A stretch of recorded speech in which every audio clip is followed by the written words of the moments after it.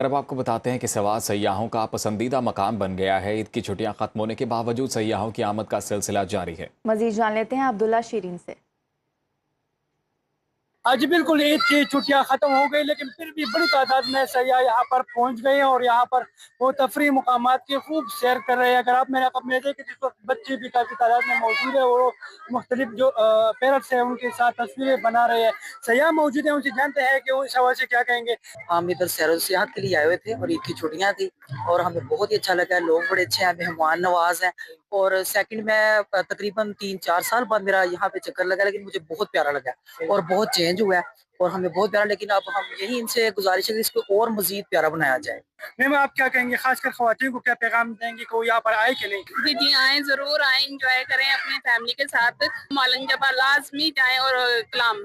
बहुत शुक्रिया जी, आपने उनकी बातें जानी तो वो काफी खुश है और उन्होंने सयाहों को भी पैगाम दिया कि अगर आपने यहाँ पर आना है तो मलंजबा जरूर विजिट करें और साथ कालाम और फिजागट पार्क, चूंकि ये सयाहों का दिल है और यहाँ पर पहले पड़ाव सयाहों का एक फिजागट पार्क होता है और इसके बाद अपने वो आगे का जो सफर है वो शुरू करते हैं। जी, वापस आएंगे ब्रेक के बाद। साथ रहिएगा।